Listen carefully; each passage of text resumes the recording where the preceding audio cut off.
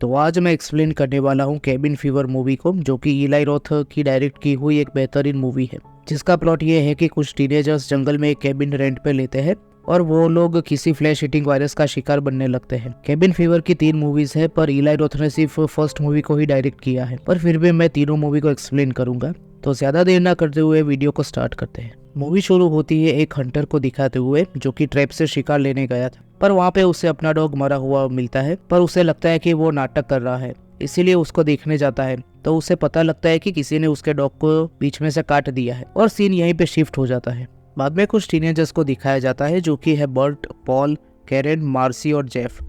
जो कि जंगल में एक केबिन को रेंट पे लेके वहाँ वेकेशन मनाने जा रहे थे, क्योंकि उनकी एग्जाम्स खत्म हो चुकी है। बाद में वो लोग एक शॉप पे रुकते हैं कुछ चीज लेने के लिए, और वहाँ बाहर एक बच्चा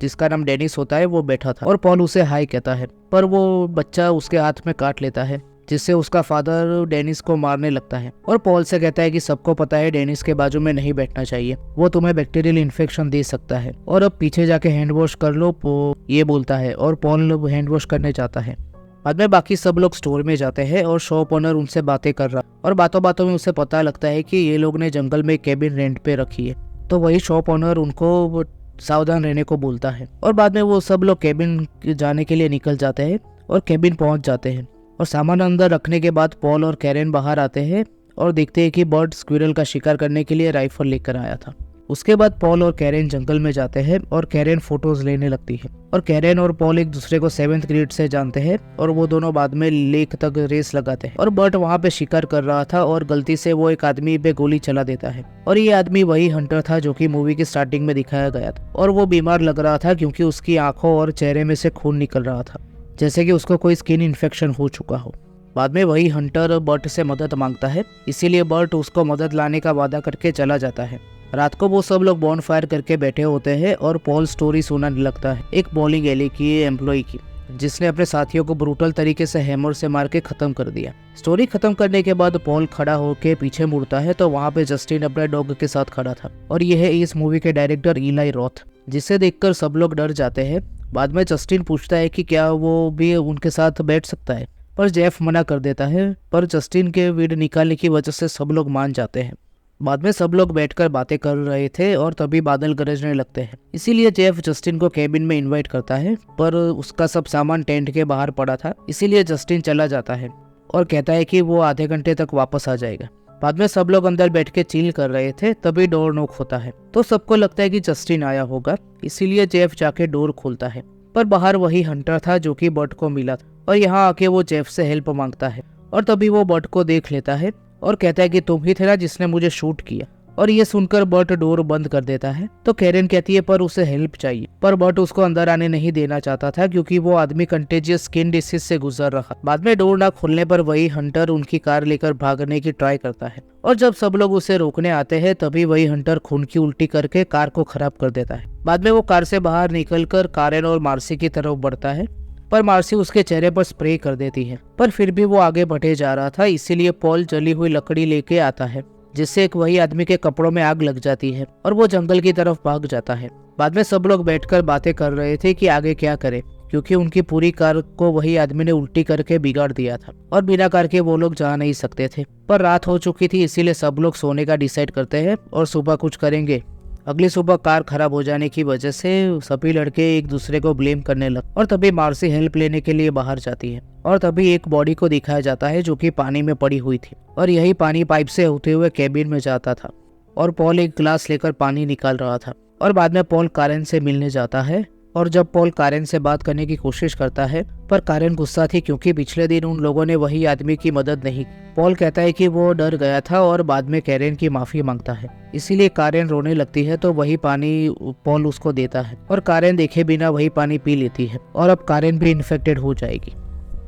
तभी बर्ट और जेफ को दिखाया जाता है जो कि मदद मांगने के लिए गए थे, और वाटर टैंक के पास एक औरत पिग्स को मार रही थी, और वही औरत इन दोनों को देख लेती है और गुस्सा करने लगती है, पर जेफ उनको बोल देता है कि वो यहाँ पे सिर्फ मैकेनिक ढूंढने आया है। तो वो औरत कहती है कि मैकेनिक के लिए उन्हें टाउन में जाना पड़ेगा। बाद में वही औरत उन दोनों को अपने घर ले जाती है क्योंकि उसके पास रेडियो था जिससे वो मैकेनिक को बुला सकती। उस औरत के घर जाके जेफ कहता है कि वही आदमी के पीछे वो बैट लेके गया था, और तभी उन्हें हेनरी की फोटो दिखती है। तो वो समझ जाते हैं कि ये घर हेनरी का ही है। तभी वो औरत पूछती है कि क्या तुम हेनरी की बात कर रहे हो और तुमने उसे बेड से पीटा? तो बर्ट बोल देता है कि नहीं, वो तो हमारे दोस्त की बात कर रहे जो कि ड्रंक था। पर उस औरत को शक हो जाता है और जेफ और बर्ट जल्दी से वहां से भाग जाते हैं। तभी मार्सी को दिखाया जाता है जो कि बोट लेके एक किनारे तक जाती है और किनारे पे उसे एक कैसेट प्लेयर दिखता है और थोड़े आगे जाने पर एक घर दिखता है। और जब मार्सी घर के अंदर जाती है और किचन में जाती है तो वहाँ बर्ट काउंटर के पीछे छुपा हुआ था और बर्ट मार्सी को डरा देता है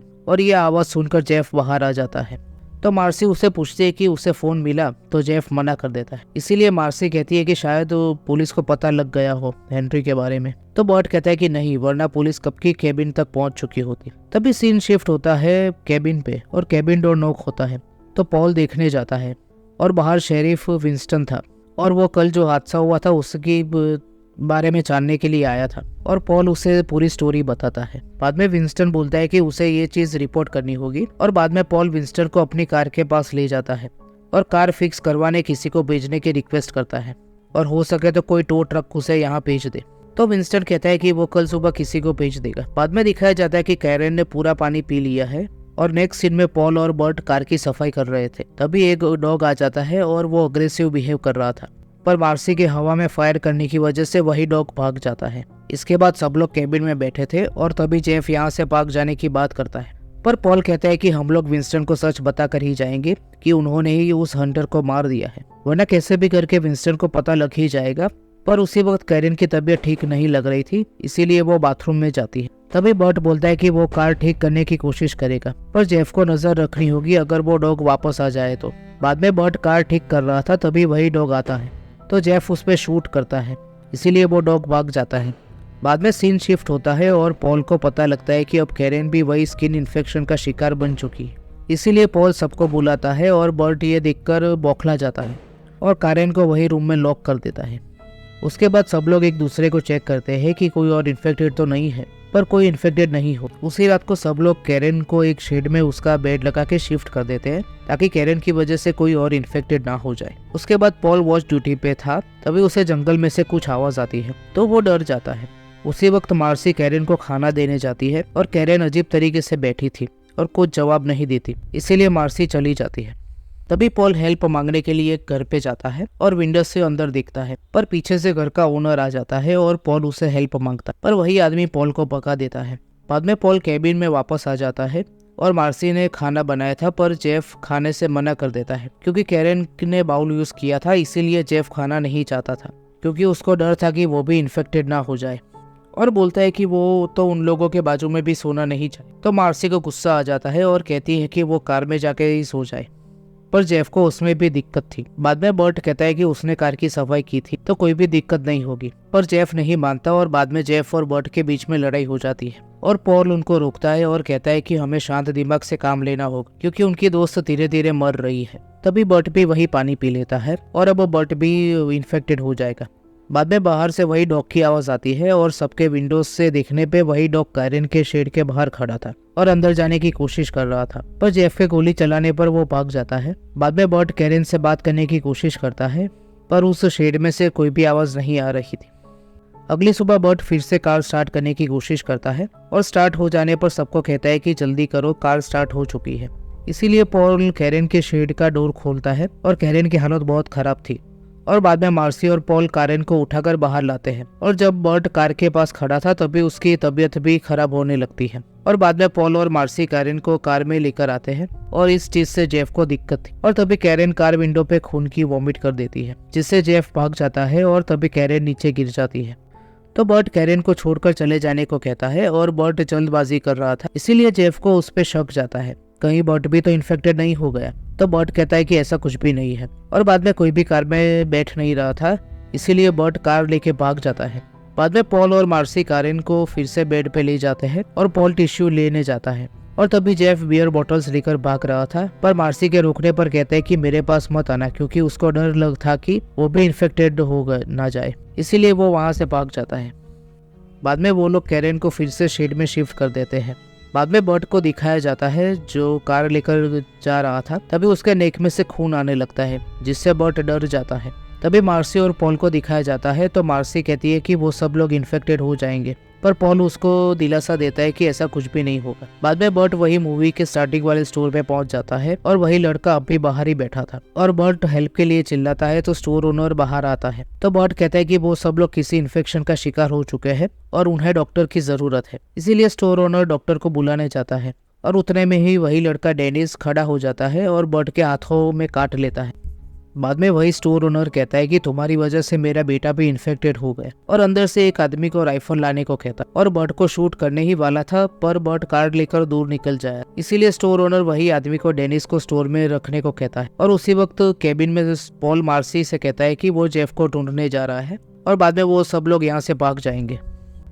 तभी बर्ट को दिखाया जाता है और उसके पीछे वही स्टोर ओनर कार लेके पड़ जाता है और थोड़ा आगे जाते ही बर्ट की कार बंद हो जाती है तो बर्ट कार छोड़ देता है और थोड़ी देर बाद स्टोर ओनर बर्ट की कार तक पहुंच जाता है और उसके साथ 2 और आदमी थे और बर्ट गाड़ी में नहीं था, इसीलिए वो तीनों उसे ढूंढने चले जाते हैं। बाद में पॉल को दिखाया जाता है और वो वही लेक के पास आया था और उसे लेक में एक बॉडी दिखती है और वो एक लकड़ी लेकर घुमाने की कोशिश करता है, पर बैलेंस जाने की वजह से पॉल सीधा उसी बॉडी पे गिर जाता है। बाद में जैसे तैसे करके पॉल पानी से बाहर आता है और उसे रिस्ट्रिक्टेड का बोर्ड दिखता है और ये बोर्ड देखकर पॉल वहां से भाग जाता है और सीन यहाँ पे बर्ट पे शिफ्ट होता है और बर्ट भाग रहा था और उसके पीछे वही 3 लोग पड़े थे और बर्ट उनको गुमराह करने के लिए एक पेड़ पे खून के निशान लगा देता है और बाद में दूसरे डायरेक्शन में भाग जाता है। उसके बाद केबिन का सीन दिखाया जाता है और केबिन में से मार्सी बाहर आती है, पर बाहर वही कुत्ता खड़ा था और वो मार्सी के पीछे लग जाता है और यहाँ पे डॉग का पॉइंट ऑफ व्यू दिखाया जाता है और मार्सी दौड़कर शेड तक पहुंच जाती है, पर शेड का डोर ना खोल पाने की वजह से डॉग मार्सी को वहीं मार देता है और उसको खाने लगता है और मार्सी की आवाज सुनकर पॉल आता है, पर तब तक बहुत देर हो चुकी थी।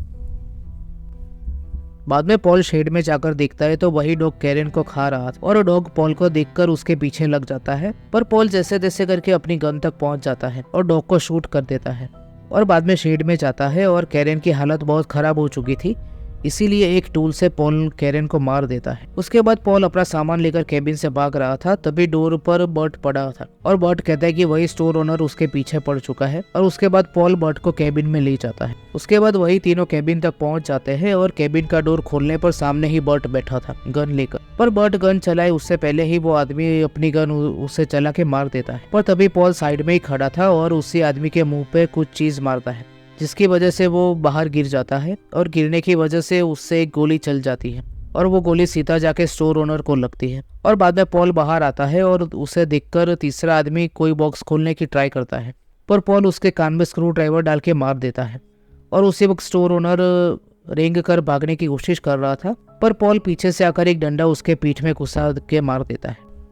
बाद में पॉल इन तीनों में से एक आदमी जिंदा था, उसे पकड़कर बेसमेंट पे डाल देता है और कहता है कि ये डिसीज पहले से ही था और उसने उन लोगों की कोई गलती नहीं थी। बाद में पॉल अपना सामान लेकर जेफ को ढूंढने निकल जाता है और जेफ एक शेड के नीचे बैठकर बियर पी रहा था। तभी पॉल एक केव तक पहुंच जाता है और उसे केव में टॉर्च पड़ी दिखती है और अंदर जाने पर किसी के पैर दिखते हैं और पॉल को लगता है कि वो जेफ है, इसीलिए देखने जाता है, पर आगे जाते वक्त किसी चीज से टकरा के गिर जाता है और जब लाइट डालकर देखता है तो वो जस्टिन की बॉडी पड़ी थी और ये देखकर पॉल डर के वहां से भाग जाता है और बाद में उसे अपनी कार दिखती है और उसके पीछे वही स्टोर ओनर की कार थी जिसमें कार कीज थी, इसीलिए पॉल वही कार लेकर आगे जाता है और मिरर ठीक करते वक्त उसके हाथ में इन्फेक्शन देखता है और तभी उसके कार के सामने डियर आ जाता है जिससे उसकी टक्कर हो जाती है। बाद में पॉल चल के आगे जाता है और नेक्स्ट सीन में वही विंस्टन को दिखाया जाता है और वो एक ग्रुप के साथ चिल कर रहा था और तभी पॉल वहां पे आ जाता है तो विंस्टन पूछता है कि तुम्हें क्या हो गया। तभी पॉल विंस्टन से पूछता है कि टो ट्रक कहाँ है, तो विंस्टन कहता है कि वो पार्टी कर रहा था इसीलिए टो ट्रक के बारे में भूल गया। तभी विंस्टन के रेडियो पे मैसेज आता है और विंस्टन को बताया जाता है कि अगर कोई भी स्किन इन्फेक्शन वाला दिखे तो उसे शूट कर दिया जाए। तभी पॉल आगे जाता है और एक आदमी पे खून की उल्टी कर देता है जिससे सब लोग डर के भाग जाते हैं। विंस्टन की पार्टी खराब हो गई इसीलिए पॉल पे गुस्सा करने लगता है। इस सिचुएशन में भी इसको पार्टी की पड़ी। उसके बाद पॉल विंस्टन के सर पे डंडा मार के भाग जाता है। पॉल अब हाईवे पर जाता है और लोगों से लिफ्ट मांग रहा था, पर कोई भी कार रुक नहीं रही थी। पर तभी पीछे से ट्रक आता है और पॉल थकान की वजह से नीचे गिर जाता है। बाद में ट्रक पॉल के सामने रुकता है और उसमें से कोई निकलता है और पॉल को हॉस्पिटल के स्टेज पे रख के चला जाता है। बाद में नर्स पॉल को रूम में ले जाते हैं और रास्ते में एक कमरे में उसको एक कार्टून कॉस्ट्यूम में एक आदमी दिखता है जो कि किसी के बेड के पास सिरिंज लेकर खड़ा था और पूरा कमरा भी कार्टून थीम से सजाया था। और ये देखकर पॉल को अजीब लगता है। बाद में पॉल अपने कमरे में आराम कर रहा था, तब पॉल को कैरन के साथ बिताया हुआ वक्त याद आता है और बाद में दर्द की वजह से उसकी नींद टूट जाती है। और जब पॉल अपना शर्ट ऊपर करता है तो उसके स्टमक पे भी इन्फेक्शन फैल रहा था। तभी शेरिफ डॉक्टर्स के साथ खड़ा था और ये इन्फेक्शन कैसे फैला उसके बारे में पूछता है, तो पॉल वही हंटर के बारे में बताता है, उसी की वजह से ये इन्फेक्शन फैला था। ये सुनकर सब लोग बाहर चले जाते हैं। बाद में डॉक्टर शेरिफ को बताते हैं कि पॉल को यहाँ से दूसरे हॉस्पिटल में ले जाने होगा। बाद में सीन शिफ्ट होता है और विंस्टन पॉल को अपनी कार में लेके जा रहा था और सीन फिर से जेफ पे शिफ्ट होता है और वो अपनी केव से बाहर आता है और फिर से केबिन पहुंचता है और केबिन की हालत देखकर चौंक जाता है और बाद में खुश होता है क्योंकि वो इन्फेक्शन का शिकार नहीं हुआ। पर जेफ की खुशी ज्यादा देर तक नहीं टिकती, क्योंकि जैसे ही जेफ केबिन से बाहर आता है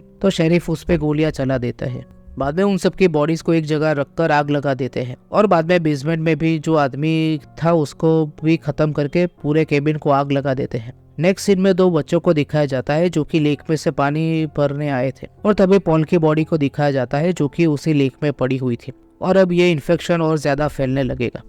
उसके बाद शेरिफ वही स्टोर पे जाता है और उसको इन्फॉर्म करता है कि वही टीनेजर्स को ठिकाने लगा दिया है और तभी वही बच्चे स्टोर के बाहर लेमोनेड बेच रहे थे और वही शेरिफ को ऑफर करते हैं और ये लेमोनेड वही लेक वाले पानी से बना है, तो अब सब से पहले यही शेरिफ इन्फेक्टेड होगा। बाद में कुछ लोग आते हैं जिससे वही बूढ़ा आदमी स्टोर में चला जाता है और उनसे बातें कर रहा था और बाद में बाहर आकर सब लोग एंजॉय कर रहे थे और लेमोनेड भी पी रहे थे और ये मूवी यहीं पे खत्म हो जाती है। तो यही थी केबिन फीवर मूवी की एक्सप्लेनेशन। तो अब केबिन फीवर मूवी के बारे में कुछ फैक्ट्स जान लेते हैं। इलाई रोथ ने केबिन फीवर फिल्म की स्क्रिप्ट अपने फ्रेंड रैंडी पॉलस्टाइन के साथ मिलकर 1995 में लिखी थी, जब इलाई हावर्स्टन की मूवी प्राइवेट पार्ट्स में प्रोडक्शन असिस्टेंट थे। और जब इलाई रोथ आइसलैंड में एक फार्म पे काम कर रहे थे तब उनको स्किन इन्फेक्शन हो चुका था और इसी इन्फेक्शन की वजह से इलाई को केबिन फीवर मूवी की स्क्रिप्ट की इंस्पिरेशन मिली। ये मूवी की स्क्रिप्ट को कोई भी स्टूडियो प्रोड्यूस नहीं करना चाहता था, क्योंकि उस वक्त स्टूडियोज को लगता था कि हॉरर मूवीज प्रॉफिटेबल नहीं है। पर जब 1996 में स्क्रीम मूवी आई और सक्सेसफुल हो गई, इसीलिए कई स्टूडियोज को इंटरेस्ट आया हॉरर मूवीज में। पर फिर भी केबिन फीवर मूवी को किसी ने प्रोड्यूस नहीं किया, क्योंकि ये मूवी स्क्रीम जैसी नहीं थी। इस मूवी की स्क्रिप्ट इलाई की favourite movies the Texas chainsaw massacre, the last house on the left और द इविल डेड से इंस्पायर्ड है। द इविल डेड मूवी की तरह ये मूवी भी मोस्ट ऑफ केबिन में ही शूट हुई है और केबिन के बाजू में एक शेड भी होता है। डेविड लिंच ने बाद में केबिन फीवर को प्रोड्यूस किया है, क्योंकि एलाई रोथ डेविड के साथ अपनी करियर के स्टार्ट में काम कर चुके थे। तो यही थे केबिन फीवर मूवी के इंटरेस्टिंग फैक्ट्स। अगर केबिन फीवर मूवी की एक्सप्लेनेशन आपको पसंद आई हो तो वीडियो को लाइक कर देना और चैनल को सब्सक्राइब कर लेना, ताकि जैसे ही वीडियो आए आपको नोटिफिकेशन मिल जाए। Thank you for watching.